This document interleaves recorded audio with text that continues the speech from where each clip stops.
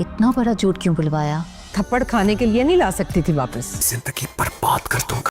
अस्सलाम वालेकुम नाज़रीन, ड्रामा सीरियल इश्क में तेरे सदके की आने वाली नेक्स्ट एपिसोड बहुत ज़्यादा ज़बरदस्त होने वाली है। अंजुम जिसने नूर का निकाह जुल्फ़िकार शाह से करा दिया और अब जैसे ही वो घर आती है तो सबसे पहले वो अरिश्मा की काफ़ी इंसल्ट करती है, जिसकी वजह से वो तो ये घर छोड़कर ही चली जाएगी।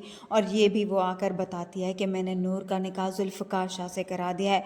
मुर्तज़ा अंजुम के इस फैसले पर काफ़ी हैरान होता है कि आखिर उसने नूर का निकाह क्यों करा दिया, जिस पर अंजुम सबसे यही कहती है कि मैं अब नूर को इस घर में अरिश्मा के थप्पड़ खाने के लिए नहीं ला सकती थी, इसलिए मुझे अपने फैसले पर भी कोई पछतावा नहीं है।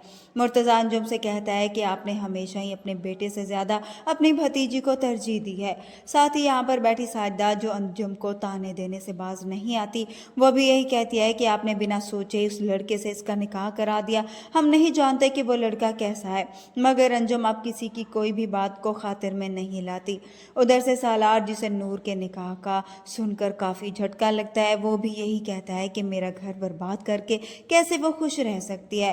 सालार अब भी ये ठान लेगा कि वो नूर को अपने घर में खुश नहीं रहने देगा, क्योंकि उसकी वजह से अरिश्मा घर छोड़कर चली गई है और वो उससे बात तक नहीं करना चाहती। दूसरी तरफ अब जुल्फ़िकार शाह, जिसके बाप ने ये बात बर्दाश्त नहीं होती कि जुल्फ़िकार शाह ने एक बार फिर से उसकी मर्ज़ी के खिलाफ ही शादी कर ली, इसलिए वो डॉक्टर को पैसे देकर उसे कहेगा कि वो नूर के बारे में झूठ बोले।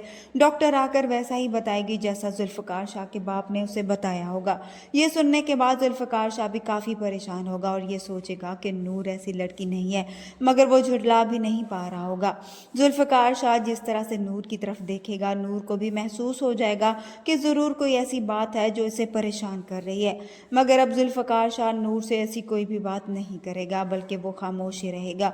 नूर को इस बात की खबर नहीं होती कि इस घर में भी उसे कोई भी चैन से नहीं रहने देगा।